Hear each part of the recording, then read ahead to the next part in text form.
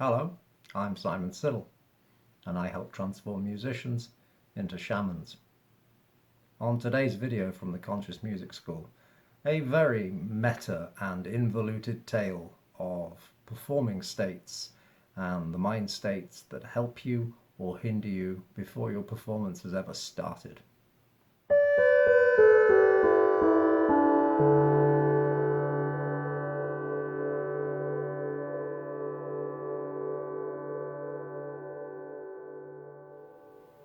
Just before we get going, please like the video and subscribe to the channel and hit the notification button. And if you're really into this, you'll find down below a link to my Facebook group, which I invite you to join. So, this is the second version of this video. I was making this video yesterday. Let me give you a little backstory about this. I've been doing a conscious marketing workshop with Aaron Doughty and Victor Otto.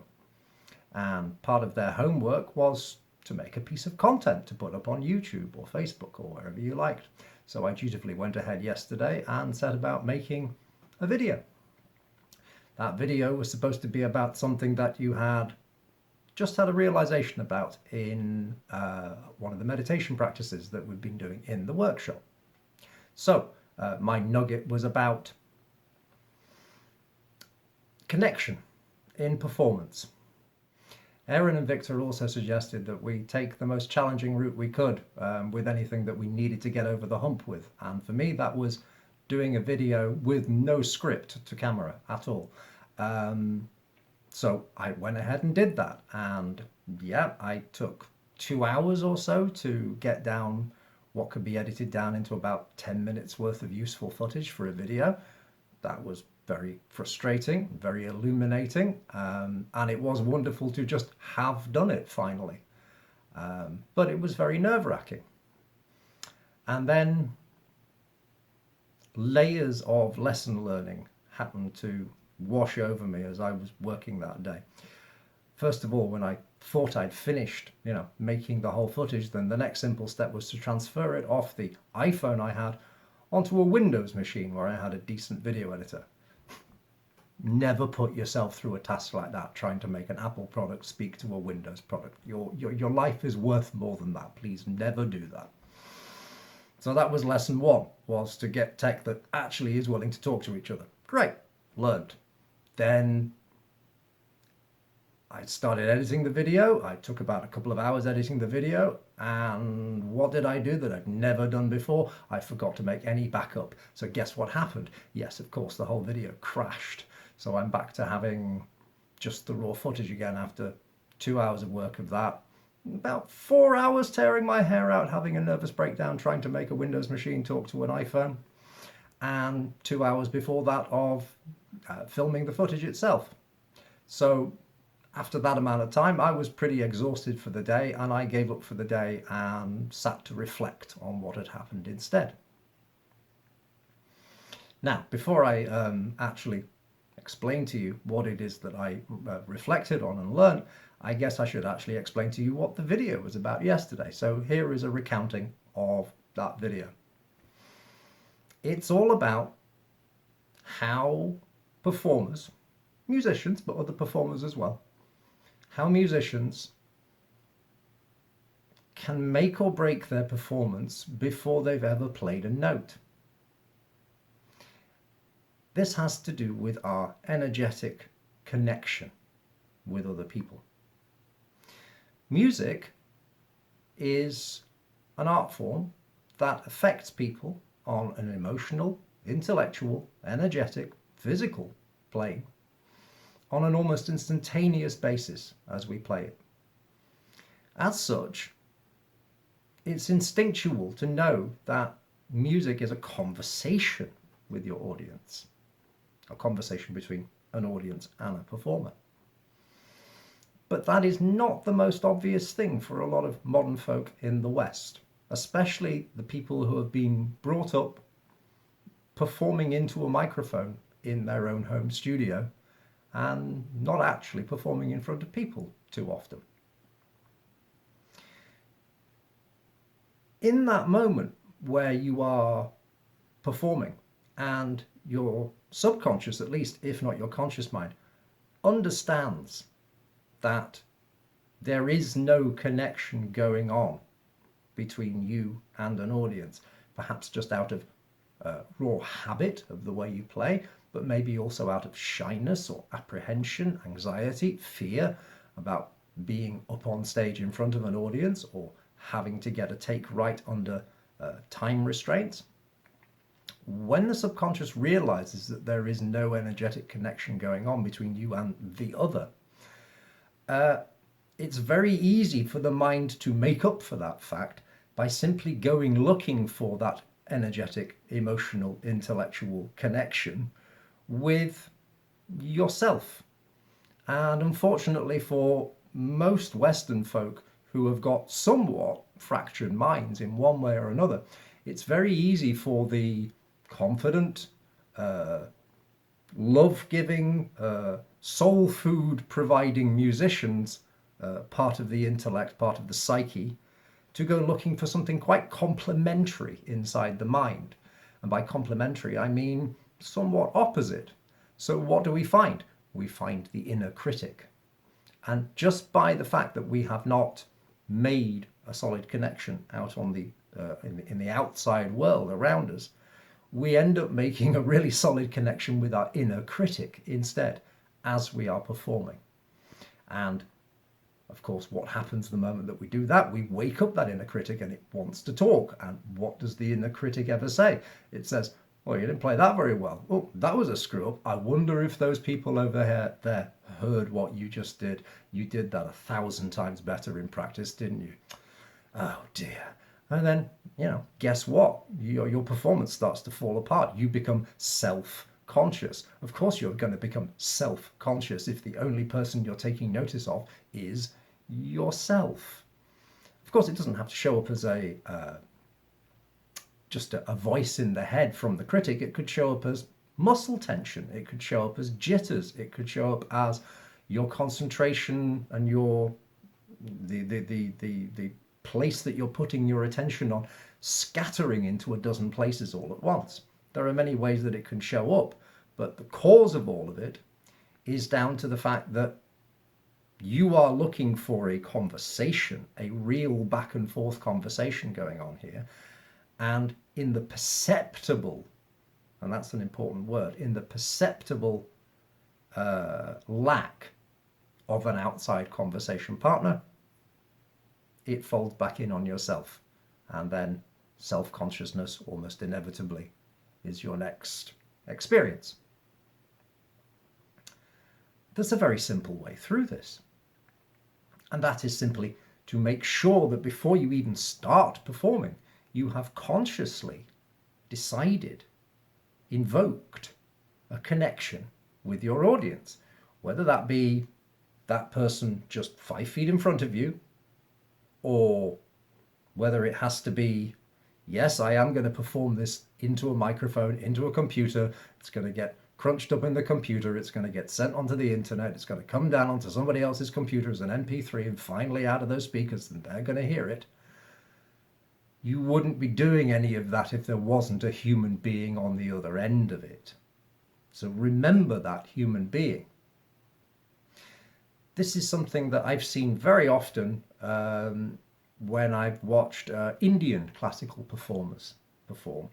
It's something that most Westerners might not even really notice as they're beginning their concert. But after they've tuned their instruments, I've seen quite a few of them simply do a tiny little ritual where they, with their hands, and this, if you've never done Tai Chi or any energy work, you might suspect this is just waving their hands about. But if you're energy sensitive, you can feel something quite different in it. They open their hands, they open their heart center out, they open their, they lift their eyelids up and open up their third eye at the same time, and they let the energy of the whole audience in to their energy system, and let it go through their heart and let it go through their mind. And I'm presuming that at the same moment they are stating some statement about some affirmation about, well, we're all equal partners here and we are worthy conversation partners and we're going to have a wonderful conversation. and I'm going to enjoy all the reactions and responses you have to everything I'm going to play to you, and I'm going to reflect those responses in my playing. Let's have fun now. But this is something that I don't see many Western performers doing. And the fact that so many Western performers can get lost inside themselves on stage, even to the detriment of their own performance, is a sign that that kind of thinking and that kind of ceremony is woefully lacking in our Western music performance.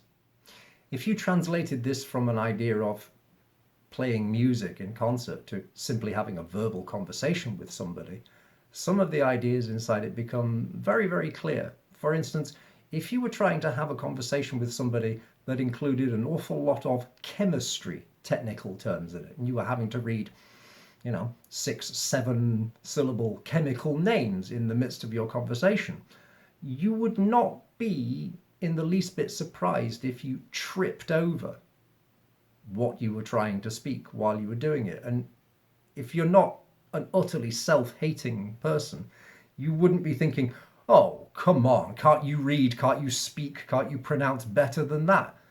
No, you'd be thinking, this is tricky stuff, I don't know how to say this word, and you'd be forgiving yourself about it.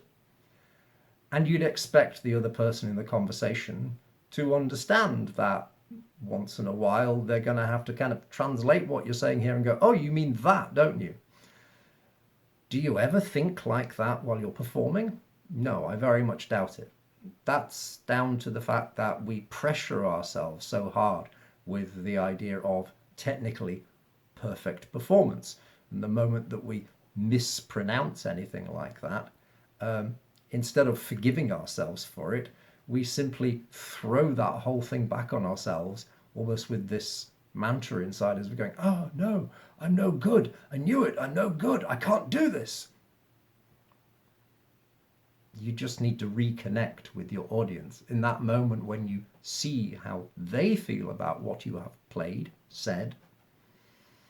You realize that they're far more forgiving than you imagined, and you can carry on, and you do not have to get self-conscious, because you have focused your your attention out into the world to do the correct thing as a musician, which is to connect with other people.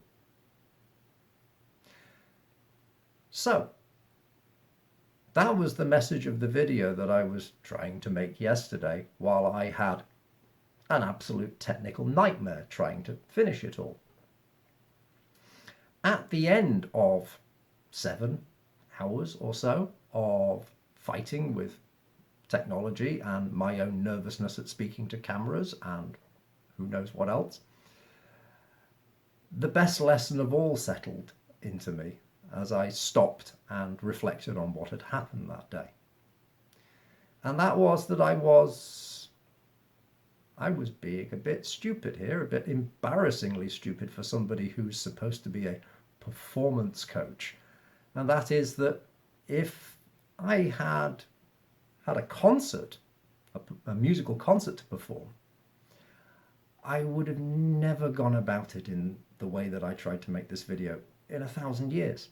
I would have caught myself getting in this annoyed and frustrated and ratty state so much earlier and picked up on it and decided to change things. But because this was something fresh to me, making videos, well, not fresh, but less familiar, I was so wrapped up in the details, so wrapped up in the technicalities, just like performers, musical performers who are pushing at the edges of their technical capacities are so often pushing themselves on stage. In that same way, because I was worried about the technicalities of making a video, I neglected to step back from it all and see that what was actually attracting that technical nightmare in the first place was the fact that I had this recurring story in my mind about what it is to make videos for YouTube and how much work it is and how much stress it is and how little my my technology works reliably, and all of these things. Now, I know full well that if I caught myself backstage before I performed and I was thinking like that, not only would I be horrified that I'd fallen into such a thing, I would sort it out immediately. So here is my moral of the story for the day, is that if you've ever used those framing techniques to put yourself in the correct place, the correct state of mind, to do video making, to do dating, to do job interview, to do whatever it is, those skills of frame setting, where before you get in that state, you actually project out the solid certainty. This is going to go so smoothly. I'm going to really enjoy this. It's going to be a load of fun. Any hiccups in it are going to be tiny, and I'm going to giggle about them and just carry on like nothing happened. And it's going to be a cinch and a great day. If you can plant that seed into your experience before you've ever begun, well, then you don't have to worry about this self-consciousness getting into the mix, because you've already set out what kind of state of mind you're going to find yourself in while you are performing. So, to recap, here is a simple way of avoiding ever getting into a compromising mind or emotion state while you are performing. 1. Understand that you're supposed to be connected to people while you're performing. Make a conscious, deliberate attempt to energetically connect with your audience, whether they're right there in front of you or they're virtual and 3,000 miles away and 2 months in the future. Still connect. 2, know it's going to be good from the start. And don't flinch from that thought. Don't stray from that thought. If you really like this way of thinking about performing and music, then you'd really like my free report, Free and Capable Musician in 2021, which you will find in the links below. And that's all I have for you today. Thanks for listening, and I salute the conscious musician within you. See you soon.